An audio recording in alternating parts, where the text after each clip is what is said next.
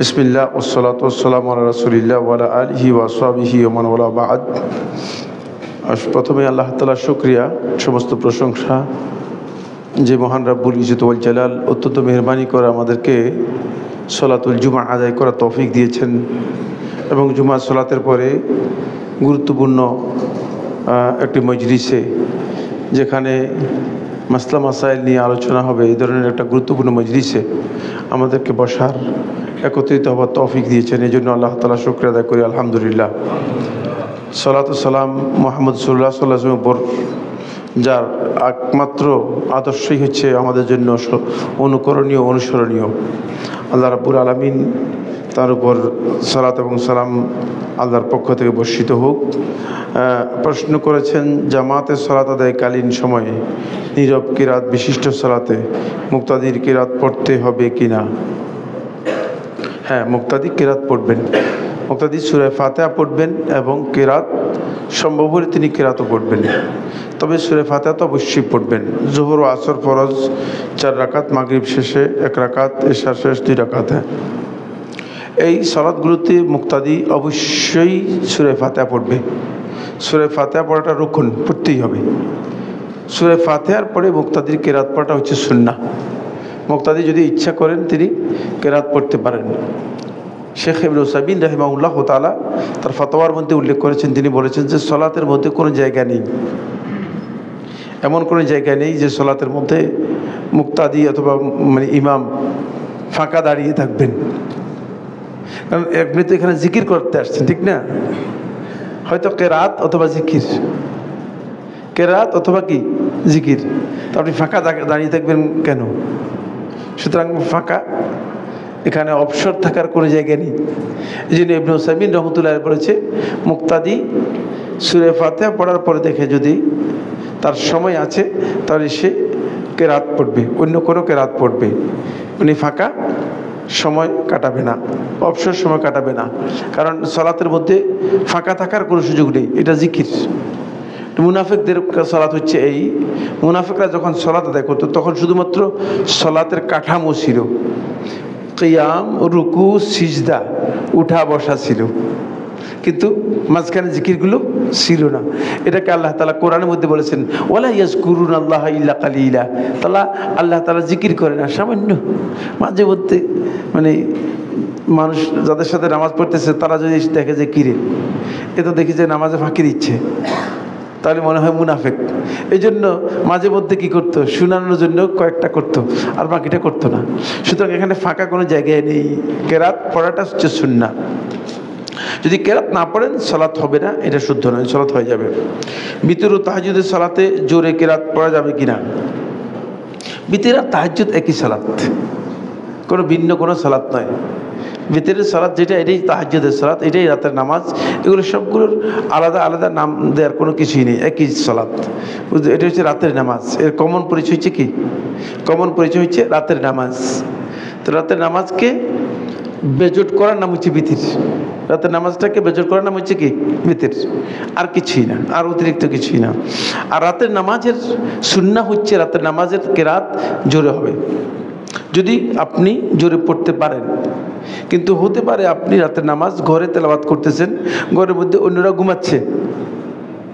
এখন আপনি যদি জোরে জোরে তেলাওয়াত করেন, তাদের ঘুমও নষ্ট হবে, তাদের ক্ষতি হবে।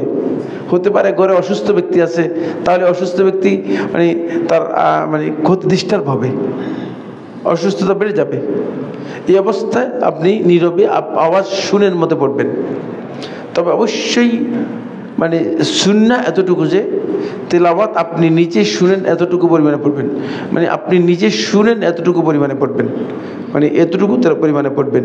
জোরে জোরে বলতে এর চেয়ে কম নয়, জোরে জোরে বলতে এর চেয়ে কম নয়। মানুষের বদনজর যাতে না লাগে সেজন্য বাচ্চাদের কপালে কাজল দিয়ে টিপ দেওয়া হয়, এটা কি ঠিক? বিষয়টি হাদিসের আলোকে জানাবো করতে। হাদিসের মধ্যে তো আর টিপ কোনো সময় আসেনি, হাদিসের মধ্যে টিপ শব্দই নেই। যদি কেউ মনে করে থাকে যে বদনজর থেকে টিপ দিলে সে ব্যক্তি বাঁচবে, অথবা বদনজর থেকে মুক্ত হবে, তাহলে তার এই আকীদা কুফরি, শিরকি আকীদা।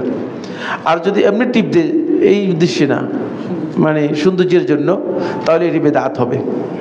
এটা বেদাত হবে, বুঝতে পারবে, তাও হারাম হবে। টিপ দেওয়ার কোনো বিধান নেই, টিপ দেওয়ার কোনো ইসলামে কি নেই, কোনো বিধান নেই।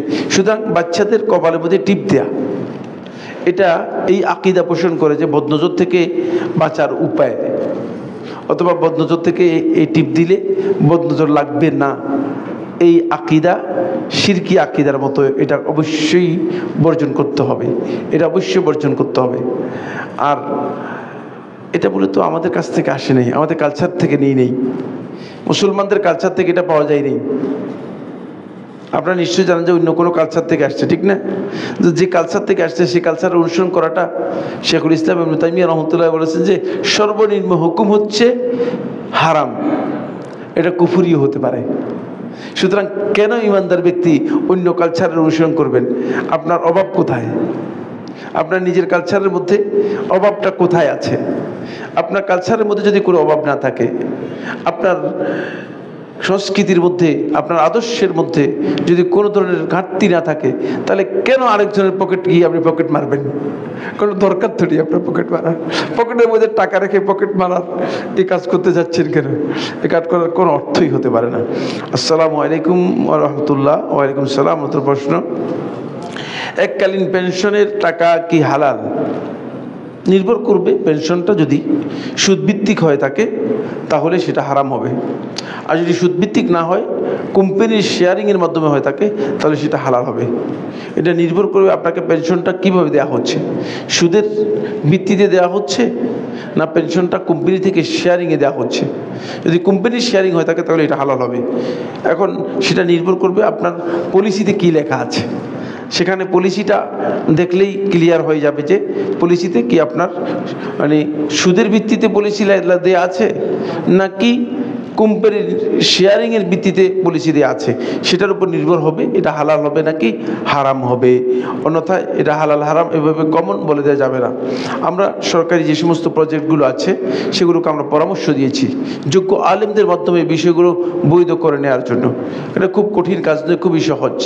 সরকারি কর্তৃপক্ষ যারা আছে তাদের বিভিন্ন সেক্টরে আমি মানে এই বহুদিন পর্যন্ত এই বিষয় নিয়ে মানে পরামর্শ দিয়ে আসছি। সরকারের উচিত হচ্ছে মানে যেখানে 92% সো কল্ড মুসলিম, সবাই তো মুসলিম, তারা সুদ খেতে চায় না, মুসলিম যে পর্যায়েরই হোক না কেন, কিন্তু আপনাকে যদি বলা হয় তাকে সুদ খাবেন কিনা, আপনি বলছেন আমি সুদ খাবো না, ঠিক না? আপনি যে পর্যায়ের মুসলিম হন না কেন, হতে পারে যে মুসলিম আদনা পর্যায়ের মুসলিম, মানে নিম্ন পর্যায়ের মুসলিম, কিন্তু সুদের কথা বললে কি রাজি হবে না। সুতরাং এই কারণেই সরকারের উচিত হচ্ছে এই বিষয়গুলোকে অবশ্যই যোগ্য আলেমদের মাধ্যমে এটাকে সুদমুক্ত করা, এটাকে সুদমুক্ত করা। আর সুদমুক্ত করা শুধুমাত্র পলিসির বিষয়, শুধুমাত্র পলিসির বিষয়, খুবই সহজ বিষয়। সরকার একটু চেষ্টা করলে সেটা করতে পারেন। বেতন থেকে মাসে মাসে যে টাকাটা কাটা হয়, চাকরি শেষে তার কয়েক গুণ বাড়িয়ে দেওয়া হয়, সেটা কি হালাল? একই কথাই তো ঘুরে বললেন, কোনো অর্থহীন, একই কথাকে ঘুরে বলেছেন। যে টাকাটা নেওয়া হয় তাকে তারই এগেনিস্টে আপনাকে কী করা হচ্ছে, মানে অতিরিক্ত সুদ দেওয়া হচ্ছে। চাকরির জীবন শেষে শেষ বেতনের 100 গুণ বা 200 গুণ যে টাকাটা সরকার দেয় সেটা কি হালাল? একই কথার কয়বার আপনি কয় ইয়েতে রেখেছেন। অবসরের পরে হাফ বেতন দেও সরকার, সেটা কি হালাল?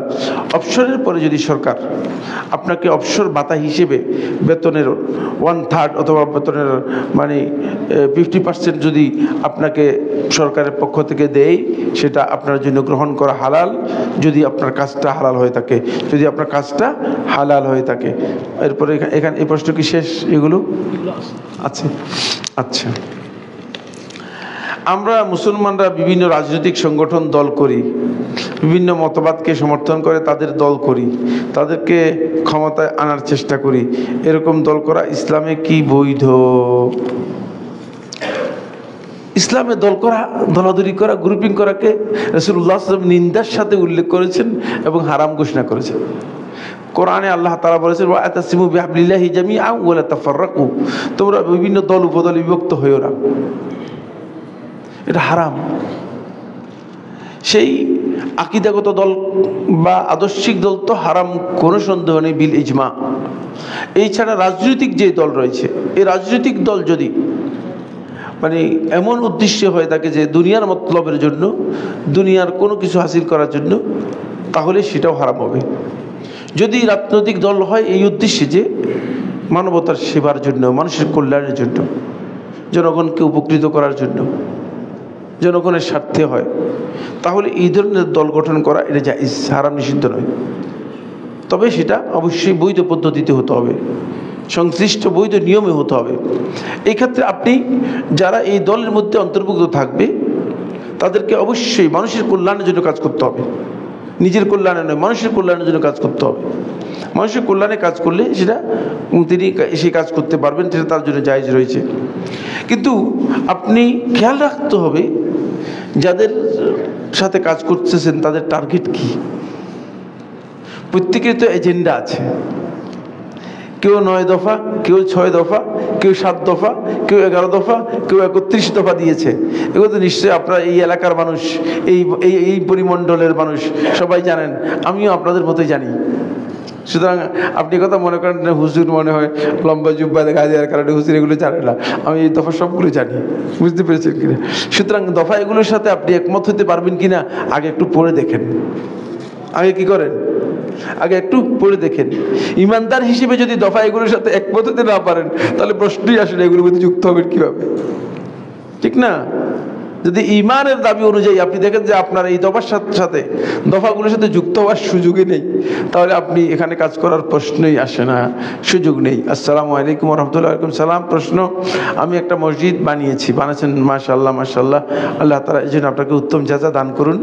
যিনি মান বানা লিল্লাহি মাসজিদান বানাল্লাহু লাহু বাইতান ফিল জান্নাহ, রাসূলুল্লাহ সাল্লাল্লাহু আলাইহি ওয়াসাল্লাম যে বলেছেন, আল্লাহ তাআলা আল্লাহ সন্তুষ্টির জন্য যে একটা মসজিদ তৈরি করে থাকে, আল্লাহ তাআলা তার জন্য জান্নাতের মধ্যে এরকম একটা মসজিদ ঘর তৈরি করে দিবেন, যেন আল্লাহ তাআলা এই ঘর আপনাকে দেন, যেটায় উপরতলায় মহিলাদের জন্য, নিচতলায় পুরুষ। কিন্তু ইমাম সাহেব হাদিসের বিস্তারিত আলোচনার মাসলা দিয়েছেন যে মসজিদে মহিলাদের আসার ব্যাপারে অনাগ্রহ দেখিয়েছেন, এতে ফিতনা বাড়তে পারে। তাছাড়া উপরের তলায় মহিলারাও কি সম্মত নয়, মহিলারাও উপরতলায় মহিলারাও, এখানে কি লিখছেন, মনের মানসম্মত নয়, তাই মহিলা আসা বন্ধ রয়েছে। বিষয়টি কি সঠিক? না, সঠিক হওয়ার কোনো সুযোগ নেই, সঠিক হওয়ার কি নেই, কোনো সুযোগ নাই। ইমাম সাহেবকে বলেন যে আগে মহিলাদেরকে বাজারে যেতে বাধা দেখ, ওই ইমামকে বলে দিয়েছে, বলে মহিলারা যেন বাজারে না যায়, মহিলা যেন সিনেমা হলে না যায়, মহিলা যেন স্কুল কলেজ ইউনিভার্সিটিতে না যায়, এটা আগে ঠিক করেন। মহিলা মসজিদে আসলে ইমাম সাহেবের সমস্যা, তো তার এই চুলকানি অ্যালার্জি কমবে, আগে এটা বলেন, ফতোয়া দিয়ে এটা বন্ধ করেন। মহিলারা সবখানে যেতে পারতেছে, কোথাও ইমাম সাহেবের অ্যালার্জি নেই, কোথাও ইমাম সাহেবের চুলকানি নেই, কিন্তু ইমাম সাহেবের অ্যালার্জি আর চুলকানি হচ্ছে মহিলা মসজিদে আসলে। হোয়াই? জাহিল হওয়ার কারণে, নির্বোধ হওয়ার কারণে। আমরা আজকে এই যে কবর আযাবের বিষয়গুলো আলোচনা করছি, একজন মহিলাকে জিজ্ঞেস করেন তো একটা পয়েন্ট জানে কিনা, জিজ্ঞেস করতে, ঘরে গিয়ে সবাইকে জিজ্ঞেস করেন একজন একজন করে, তো মহিলা জানবে কোত্থেকে? জানার যে সুযোগটা কোথায়? মহিলাদের জানার সুযোগটা কোথায়? মহিলার দিন জানতে হবে না? মহিলার আল্লাহর বিধান জানতে হবে না? সুতরাং ইমাম সাহেব জাহিলি যে ফতোয়া দিয়েছেন, এই ফতোয়া আল্লাহ রাসূলের ফতোয়ার সাথে কি নেই, কোনো মিল নেই। আল্লাহ রাসূল সাল্লাল্লাহু আলাইহি ওয়াসাল্লাম মসজিদের মধ্যে মহিলারা সামনের, মানে পুরুষরা সামনের কাতারে সালাত আদায় করতেন, মহিলারা পিছনে সালাত আদায় করতেন। এমনকি একজন মহিলা একদিন তিনি তাড়াহুড়ো করে এসে পুরুষদের কাতারে এসে ঢুকে দাঁড়িয়ে গেলেন। সাহাবী বর্ণনা করেন যে আমি বুঝতে পারলাম যে সে ভুল করেছে, তখন আমি সালাতের মধ্যে তাকে বললাম যে তুমি কি পুরুষ না মহিলা? তখন তার টনক টনক নড়েছে, তখন সে আশেপাশে দেখেছে সব পুরুষ, তখন তিনি পিছিয়ে গেলেন।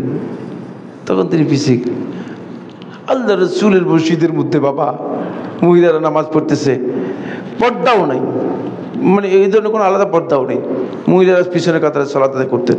আর সেখানে আপনার এই হুজুরের অ্যালার্জি, কারণ কি এই সময় অ্যালার্জি? এই সমস্ত হুজুরদেরকে দ্বীনের ব্যাপারে মানে তাদেরকে জ্ঞান দিতে হবে। এবার একটা কথা আপনার শুনে করার সুযোগ নেই, একটু না, প্লিজ চুপ করেন, প্লিজ চুপ করেন। কোথাও দোতলায় হোক তিনতলায় হোক, কোথাও কোনো বলতেছি মসজিদের মধ্যে, এখান থেকে বুঝতে পারেন এই দোতলায় রাসূলুল্লাহ সাল্লাল্লাহু আলাইহি ওয়াসাল্লাম মসজিদের পিছনে সালাত আদায় করতেন। দোতলা তিনতলার প্রশ্নই তো আসে না, সামান্য কথা তো মানে দোতলা মানে প্রশ্নই আসে না। দোতলায় হোক তিনতলায় হোক চারতলায় হোক কোনো বিষয় না। রাসূলুল্লাহ সাল্লাল্লাহু আলাইহি ওয়াসাল্লাম মসজিদের মধ্যে একত্রে আদায় করতেন, একসাথে আদায় করতেন সালাত। সুতরাং এই সমস্ত মাসআলা যারা দিচ্ছেন তারা না জেনে আন্দাজে কথা বলতেছেন। আসসালামু আলাইকুম শেখ। ওয়ালাইকুম সালাম। যদি উভয়ের দ্বারা উভয় হক নষ্ট হয়, উভয়ের দ্বারা উভয়ের হক নষ্ট হয়, আরেকজন যদি অন্যজনকে ক্ষমা করেন, অন্যজন যদি ক্ষমা না করে, তাহলে তার বাঁচার উপায় কি? উপায় একটাই, কিয়ামতের দিন আল্লাহ তাআলার কাছে ওই হকটুকু আদায় করে দিতে হবে।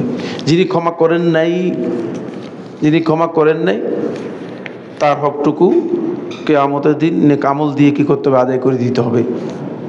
কিয়ামতের দিন নেক আমল দিয়ে আদায় করে দিতে হবে, এছাড়া কোনো উপায় নেই। কারণ বান্দার হকের বিষয়ে আল্লাহ সুবহানাহু ওয়া তাআলা ক্ষমা করবেন না, আল্লাহ তাআলা ক্ষমা করবেন না। হুজুর জানার অর্থে প্রশ্ন করতেছি, যদি বেয়াদবি হয় ক্ষমার দৃষ্টি দেখবেন।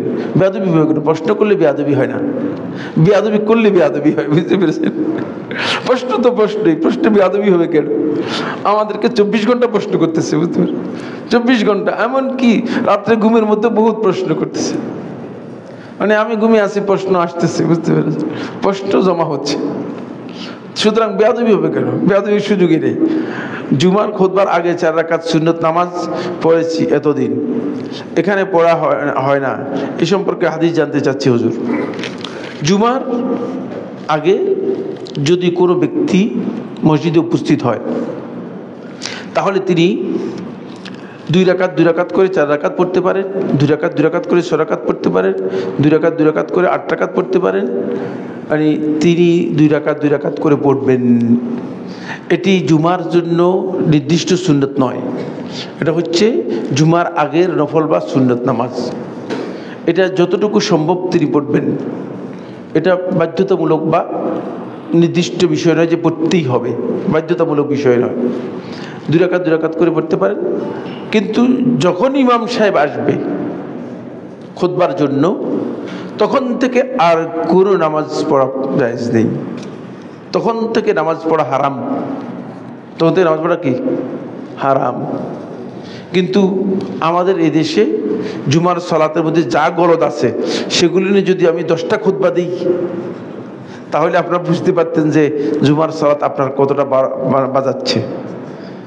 আমরা তো মোটামুটি কয়টা বাজাই? আমাদের এখানে আমরা কয়টা বাজাই? আপনি 1টা বাজাই, ওরা জুমার সালাতের 5টা বাজাই দিচ্ছে, সবটাই বরবাদ করে দিচ্ছে। আর পর্যন্ত পুরোটাই বেদাত, ভরপুর বেদাত।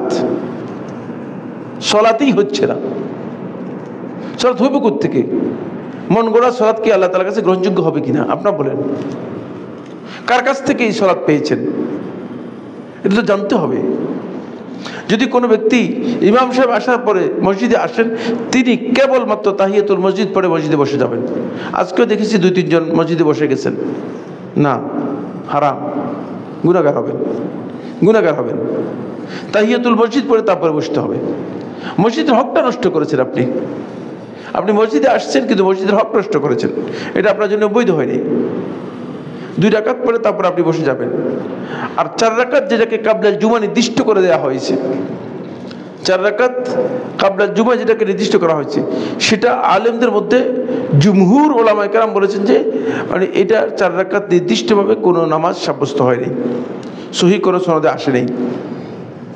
2 রাকাত করে যতটুকু পারেন ততটুকু পড়বেন। 4 রাকাত যদি কেউ পড়ে তিনি পড়তে পারেন, তবে সেটা ইমাম সাহেব আসার আগে হবে। ইমাম সাহেব আসার আগে, ইমাম সাহেব আসার পরে নয়, ইমাম সাহেব আসার পরে নয়। আল্লাহ রাব্বুল আলামিন আমাদের সবাইকে বিষয়গুলো বুঝার তৌফিক দান করুন। হাযা সুবহানাকাল্লাহুম্মা ওয়া বিহামদিকা আশহাদু আল্লা ইলাহা ইল্লা আনতা আস্তাগফিরুকা ওয়া আতুবু ইলাইক। আসসালামু আলাইকুম ওয়া রাহমাতুল্লাহি ওয়া বারাকাতুহু।